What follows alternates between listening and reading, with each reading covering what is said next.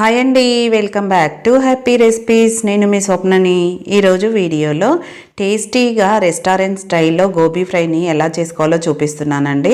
చాలా బాగుంటుంది, చేసుకోవడం కూడా చాలా సింపుల్. టేస్ట్ అయితే చాలా రుచిగా ఉంటుంది. అలాగే ఇలా ఒక్కసారి ట్రై చేశారనుకోండి, మీరు ఇంకా రెస్టారెంట్కి వెళ్ళే పనే ఉండదు. ఇంట్లోనే ఎప్పుడు గోబీ తెచ్చుకున్నా ఇలానే చేసుకొని తింటారు, అంత బాగుంటుంది. కాబట్టి వీడియోని స్కిప్ చేయకుండా కంప్లీట్గా చూసి మీరు కూడా మీ ఇంట్లో వాళ్ళకి ఇలా ఒకసారి చేసి పెట్టండి. లేట్ చేయకుండా ప్రాసెస్ ఏంటనేది చూసేయండి.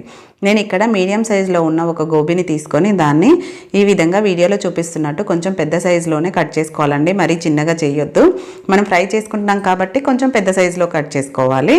ఇలా కట్ చేసుకున్న దీన్ని పక్కన పెట్టేసుకొని దీన్ని వేడి నీళ్ళల్లో ఉడికించుకోవాలన్నమాట. దానికోసం ఇప్పుడు స్టవ్ పైన ఒక గిన్నెలోకి వాటర్ పెట్టుకున్నాను. ఇవి వాటర్ వేడయ్యేలోపు దీంట్లోకి కొద్దిగా ఉప్పు వేసేసుకొని మరిగించుకోవాలి వాటర్ని. వాటర్ ఇలా మరుగుతుంది కదా, ఈ టైంలో మనం ఏరి పెట్టుకున్న గోబీ ఉంది కదా, గోబీని వేసేసుకోవాలి. ఇలా వాటర్లో వేసుకున్నాక 1 నుంచి 2 నిమిషాలు మాత్రమే ఉంచాలండి. లో ఫ్లేమ్లో పెట్టుకొని ఒక 2 నిమిషాలు మాత్రమే ఉడికించుకోవాలి. మరి ఎక్కువ అయితే సాఫ్ట్గా అయిపోయి మనము పకోడీ వేసుకున్నప్పుడు విరిగిపోతుంది. కాబట్టి 2 నిమిషాలు ఉంచుకోవాలి.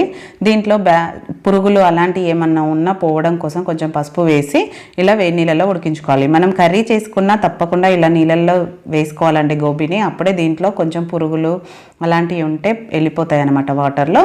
ఇలా ఒక 2 నిమిషాల తర్వాత ఈ గోబీని మాత్రం తీసుకొని ఒక స్ట్రైనర్లో వేసేసుకోవాలి.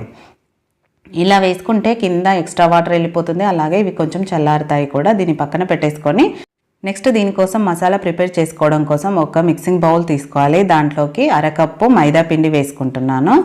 అలాగే అదే కప్పుతో 1/2 కప్పు కార్న్ఫ్లోర్ వేసుకోవాలి. కార్న్ఫ్లోర్ లేదనుకోండి మీ దగ్గర, బియ్యం పిండి అయినా వేసుకోండి. అలాగే మీరు తినే కారాన్ని బట్టి కారం, కొద్దిగా ధనియా జీలకర్ర పొడి, అలాగే రుచికి సరిపడా ఉప్పు, అల్లం వెల్లుల్లి పేస్ట్ అయితే కంపల్సరీగా వేసుకోవాలండి.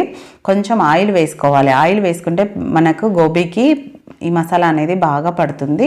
అలాగే క్రిస్పీగా కూడా వస్తాయి. వీటన్నిటిని ఒకసారి బాగా కలుపుకున్నాక దీంట్లో కొంచెంగా వాటర్ పోసి కొంచెం థిక్ పేస్ట్ లాగా చేసుకోవాలి. మరీ లూజ్గా చేయొద్దు, అలానే మరి థిక్గా చేయొద్దండి. నేను ఇప్పుడు కంప్లీట్గా కలిపాక చూపిస్తాను చూడండి, వీడియోలో చూపిస్తున్నట్టు ఈ విధంగా ఉండాలి కన్సిస్టెన్సీ. ఇలా అయితే మనకు గోబీకి అనేది ఈ మసాలా బాగా పడుతుంది. మసాలా రెడీ అయిపోయిందిగా. నెక్స్ట్ మనం పక్కన తీసి పెట్టుకున్న గోబీ వేసేసుకోవాలి. ఇలా వేసుకొని వీటికి మసాలా అంతా బాగా పట్టించాలి. ఎక్కువగా రఫ్గా కలపొద్దండి, ఇలా నీట్గా కలుపుకోవాలి. ఎందుకంటే మనం ఆల్రెడీ ఉడికించుకున్నాం కాబట్టి విరిగిపోతాయి. ఇలా జాగ్రత్తగా కలుపుకొని రెడీగా పెట్టేసుకోవాలి. పెట్టుకున్నాక ఇప్పుడు దీన్ని పక్కన పెట్టేసి స్టవ్ పైన ఆయిల్ పెట్టుకోవాలి. ఆయిల్ బాగా హీట్ అవ్వాలి. హై ఫ్లేమ్లో పెట్టుకొని బాగా హీట్ అయ్యాక మీడియం ఫ్లేమ్లోకి అడ్జస్ట్ చేసుకోవాలి. అడ్జస్ట్ చేసుకొని ఇప్పుడు గోబీని ఒక్కొక్కటిగా వేసుకోవాలి. ఇలా విడివిడిగా వేసుకుంటున్నాను. మీరు కావాలంటే ఒకవేళ దగ్గరగా వచ్చినా కూడా ఇవి ఫ్రై అయ్యాక విడిపోతాయండి, అంటుకొని ఏమి ఉండవు.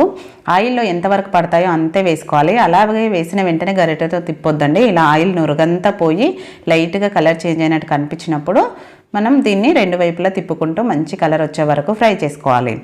మనం ఆల్రెడీ ఉడికించుకున్నాం కాబట్టి మరీ ఎక్కువ టైం పట్టదండి. పైన క్రిస్పీగా వచ్చే వరకు ఫ్రై చేసుకోవాలి. ఇలా మంచి కలర్లో క్రిస్పీగా వచ్చాక ఈ విధంగా ఆయిల్ నుంచి తీసేసుకోవాలి. నేను ఇక్కడ ఎలాంటి ఫుడ్ కలర్ కూడా వాడలేదండి. కారం కొంచెం మనకు రెడ్ కలర్లో ఉంది కాబట్టి ఇలా మంచి కలర్లోకి వచ్చాయి. మీరు ఒకవేళ రెస్టారెంట్ స్టైల్లో రావాలంటే కొంచెం రెడ్ ఫుడ్ కలర్ వేసుకోండి. ఇప్పుడు వాటిని టిష్యూ పేపర్ ఉన్న ప్లేట్లోకి వేసేసుకోవాలి. మంచి కలర్ వచ్చాక ఫ్రై చేసుకున్నాక తీసి టిష్యూ పేపర్ ఉన్న ప్లేట్లో వేసుకుంటే ఎక్స్ట్రా ఆయిల్ కూడా పోతుంది. నెక్స్ట్ కూడా అలానే వేసుకోవాలి. మీకు ఫుడ్ కలర్ అనేది పూర్తిగా ఆప్షనల్ అండి. ఇష్టం ఉంటేనే వేసుకోండి, వేసుకోకపోతేనే బాగుంటుంది ఇంట్లో చేసుకోవడానికి. అయినా కూడా ఎంత మంచి కలర్లో వచ్చాయి చూడండి. నేను ఇక్కడ కరివేపాకు, పచ్చిమిర్చి కూడా లాస్ట్లో ఫ్రై చేసుకున్నాను, కానీ వీడియో చూపించలేదండి. ఇలా ఫ్రై చేసుకొని వేసుకుంటే రెస్టారెంట్ స్టైల్లో చాలా బాగుంటుంది. వీటిని పిల్లలు అయితే ఇలానే తినేస్తారు, లేదంటే టమాటా సాస్లో తిన్నా కూడా చాలా బాగుంటుంది. పైన ఏమో క్రిస్పీగా, లోపల సాఫ్ట్గా, భలే టేస్టీగా ఉంటుందండి. బయట కొనే పని లేకుండా ఇంట్లోనే ఈసారి గోబీ తెచ్చుకున్నప్పుడు హెల్దీగా ఇలా చేసి పెట్టండి. పిల్లలకు కూడా ఇష్టంగా తింటారు కడుపు నిండా. వీడియో నచ్చితే లైక్ చేయండి, షేర్ చేయండి, సబ్స్క్రైబ్ చేసుకోవడం మాత్రం మర్చిపోకండి. పక్కన ఉన్న బెల్ బటన్ కూడా యాక్టివేట్ చేసుకోండి. Thank you for watching.